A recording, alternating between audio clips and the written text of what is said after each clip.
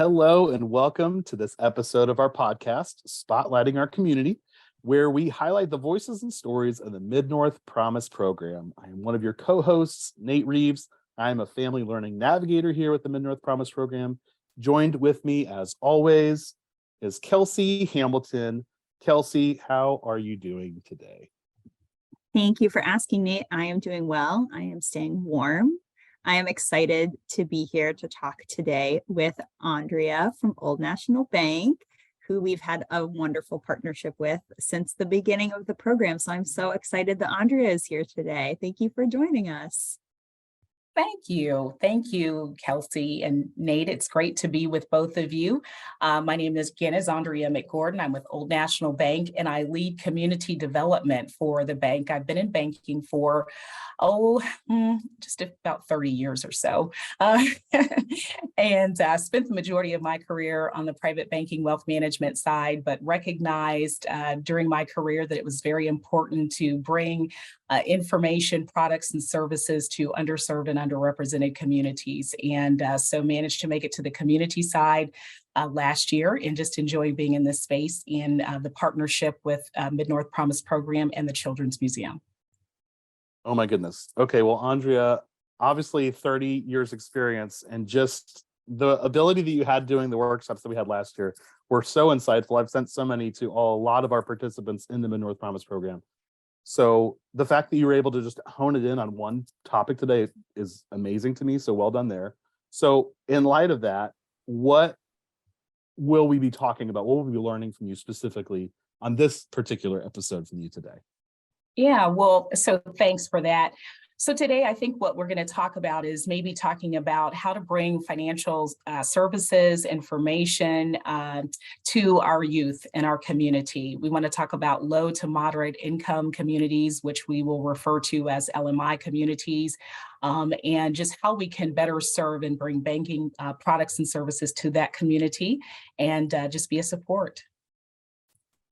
Wonderful. I think that sounds great and very relevant to all of our constituents, our program participants. And I know you know this, Andrea, but we have participants in our program who have children, youth in their homes of all ages, from little infants all the way up to, 21, post-secondary age. And I would love if you wouldn't mind walking us through those different focuses, maybe, in financial education and financial preparedness for kids of all ages, because I think all of that is going to be really, really relevant and interesting to us. Absolutely. So one of the things that we recognize in banking is that many of our youths are facing unique challenges when it comes to understanding financial products and services and just banking in general. It really should be something that should be taught in our schools and included in the curriculum in our schools. And hopefully someday we will get there. But for now, as a bank, Old National, we've made a commitment to bringing this information to the youth in our community.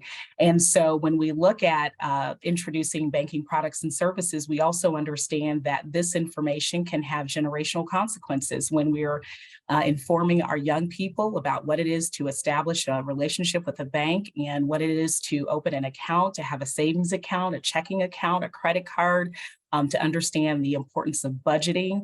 All of these things have generational impact. So it's not just the young person, but oftentimes they're going back home, they're asking mom and dad questions, and then they're bringing their parents into the conversation, into the sharing of information, and it just becomes so very impactful. So there are kind of maybe about 3 stages that we kind of look at when we're talking about bringing financial products and services to our young people. We think about the elementary stage, right? When our kids are in those very formative years and they're just learning about money, they want to know how to pay for something online and, can I have some money to go to the movies and things like that.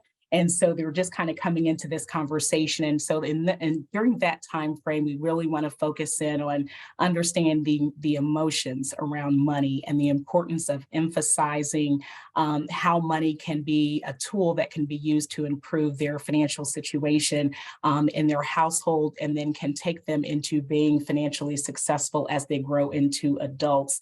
Then we think about our young people in terms of moving into like the middle school years, when they're still very much in those formative years. And we want to think about having conversations around establishing a savings account, establishing a checking account. Now, when you're younger than 18, right, you'll still have to have a parent involved in those transactions. So you can't walk into the bank as a 16-year-old and say, I want to have a checking account. Mom and dad will have to tag along in that process. But certainly that's something that I encourage young people to do, is bring mom and dad into the bank. When I started in banking, I had a young man who came in, and he was about 12 or 13 years old. And he brought his mom in and he opened a checking account. And I made him feel just like he was, a 35-year-old with $100,000 in the bank. And he wrote me a letter after that, this really long letter. And he kept the letter until he was an adult. And he brought it back in and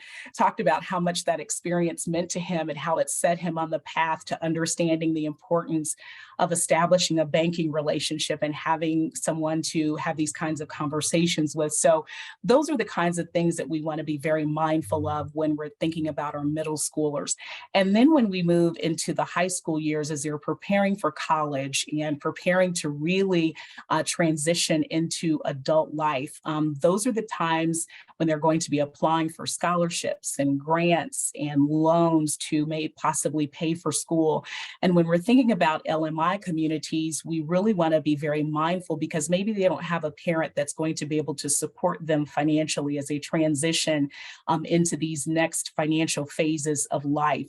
And so when we've done that early work in the formative years, when we've had these conversations at the elementary school level and then at the middle school level, and they are starting to understand and the wheels are turning, and then we get to the high school level and they're starting to apply for college and thinking about making those really important financial decisions that will now start to impact them as they transition into adulthood, right? Because and I know that when you go to college and you apply, you get there on campus, one of the first things that you find out is that you can apply for a credit card, right? And this credit card has a limit, right? And you can spend up to that limit, but you still have to repay that money. And if you don't repay it, guess what? Those people are going to come back and want to be repaid, and how the implications of that can follow you throughout your adulthood. So establishing those financial habits that are healthy in those early years and those conversations in school, at home, with community leaders, and especially with bankers who have expertise in these areas, can be so very critical. So I hope that's kind of given you just a little bit about some of the things that we should be mindful of. Oh, yeah, Andrea, I'm already thinking about our two children and how, at this particular time, this is the holidays. So like gifts are very much at the forefront of their minds, and trying to tell our 5-year-old that you aren't going to get a gift every single day for the rest of your life. And so why it costs money. And so there's some of those tangible things applicable to their age, their phase of life, is so critical, so helpful. And I was just like, honestly, in my head already thinking, oh yeah, we need to do this, we need to do this. So this is just such a helpful reminder and such a helpful thing to set forward for me, just as a parent for my kids. And I know a lot of our people in our program will be benefited by this for sure. This is very insightful, very helpful, and a great plan. To this end, well, I guess Kelsey, before I have other questions, do you have any questions with regard to the LMI youth? No, I agree. I think laying it out the way we did is helpful, because you can really see the transition appropriate for the age, but that kind of making it a continuous conversation, and how important building that relationship is. And I think that is something that our participants are very familiar with, building that relationship, having someone to contact, how valuable that is. So very relatable. And I think, Kelsey, that's a great point, because I think sometimes we have kind of framed the banking relationship around you have to start at a certain age, or you have to be at a certain place financially. And we need to start breaking those barriers down, right? It's not too early, and you don't have to have a certain financial status, right? You're a person, you're an individual, you matter, you're important, your financial health matters, no matter where you are, no matter what your color is or your socioeconomic status is.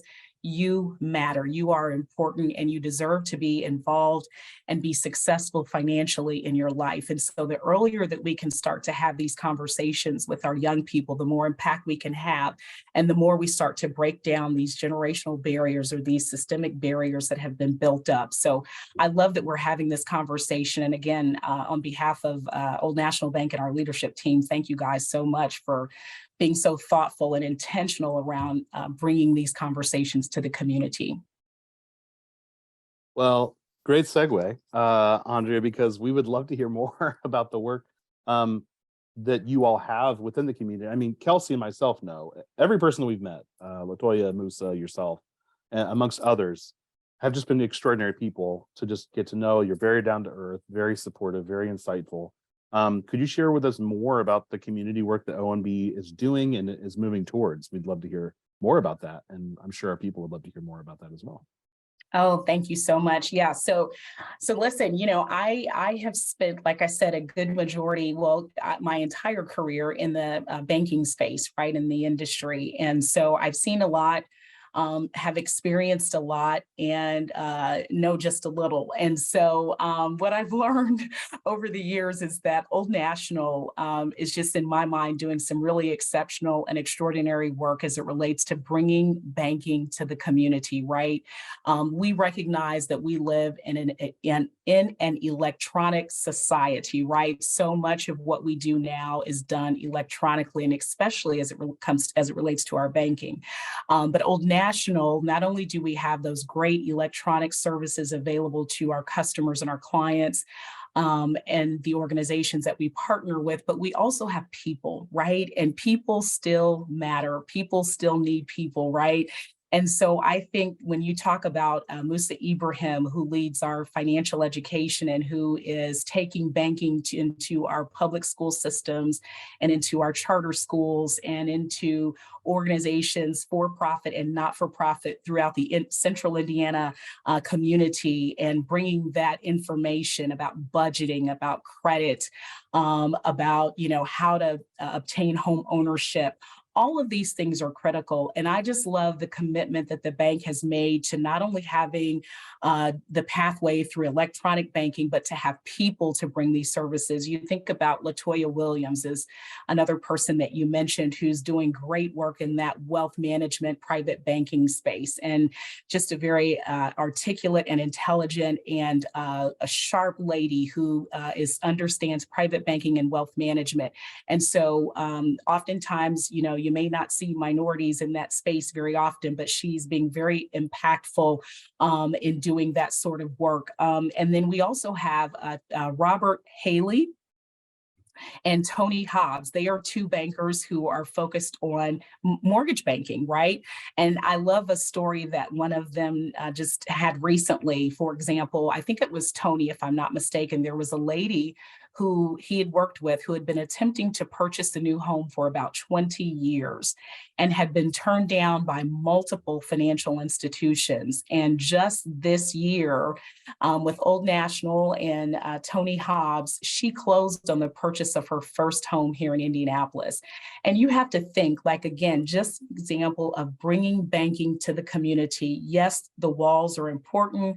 The banking centers are critical. We have to have those. We may not have as many of them as we used to have, right? As the world continues to change, we have electronic banking, but again, we have these individuals in the market who are taking this information to the community and being very impactful. We've seen upwards of about 50 individuals, if I'm not mistaken, this year alone, who have transitioned into home ownership from renting because of those mortgage bankers. I could go on and on, but I'll stop right there. But these are just some examples of how Old National is making this really powerful and impactful commitment to bring banking to the community. I love that. It's so great, especially what you're talking about with the schools and the different organizations, like bringing it where it's needed is so vital. But what strikes me too is that, like we talked about earlier, ONB is building relationships with people, and how important that is with something like finance that can feel overwhelming and can feel like maybe you don't know where to start. Not only are you, you're able to access within your community this different educational information, but also you have someone to call and Yes. how important and vital that is. Yes. And I love what you're saying there, because again, when you think about, we do have banking centers that are strategically placed throughout central Indiana and on various sides of town. And if you go to our website, oldnationalbank.com, you can certainly see a list of where our banking centers are located. And in those banking centers are bankers who are not only dedicated to doing the work there in their banking centers, but they're also out in the community as often as they can possibly be. So again, just another demonstration of how the bank is committed to doing this work. And, there we have competitors, right?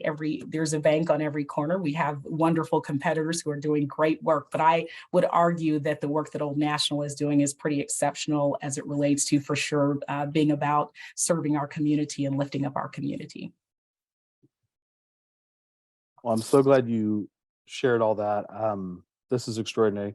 I love that you had to stop yourself because there's just so many stories of the impact in which Old National Bank has put their paw print in. And it's just beautiful. So great. But again, we hope to have you back and share more stories. Or someone else from Old National Bank, as you mentioned, a number of people that are there that could do this. But we are more than appreciative of your time. I know there's never an easy, light season in your life. I know you're always busy and active, and that's a lot of the reason why you're in the work that you do. And we're so grateful and don't take for granted at all you providing us this time. But Andrea, my goodness. Before we go, I guess I just wanted to ask, is there anything else that you would like to share? Any way people can get in touch with you specifically or anyone else? I know you'd mentioned the oldnationalbank.org, going to a local branch. But if people have questions with a number of different things that were brought up today, what's the best way for people to maybe connect with you or someone from ONB? Oh, sure. Absolutely. I'll just kind of close out by saying a couple of things, if that's okay. Please. Maybe in the future, we could talk about our down payment assistance program for mortgage if you're going to purchase a new home. I think that's a great program that offers potentially up to $9,000 in down payment money, which is pretty substantial. So I'd love to bring Tony Hobbs or Robert Haley on to talk about that in one of our future conversations. I'll just leave that kind of as a cliffhanger, if you will.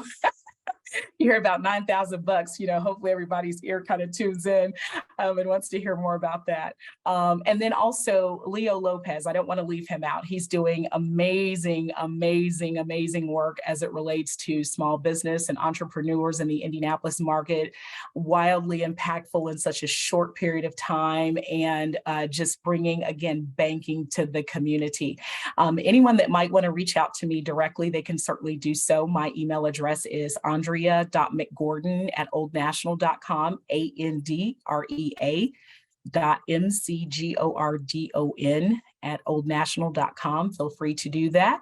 And again, you can also go to oldnationalbank.com, and learn more about the bank as well. Perfect. And we'll make sure all of that information, the contact information and everything mentioned today will be in the show notes. So feel free to look there as well. And then thanking Andrea again for joining us. And on behalf of Nate Reeves, thank you all for being here today, and we will see you next time. Thank you.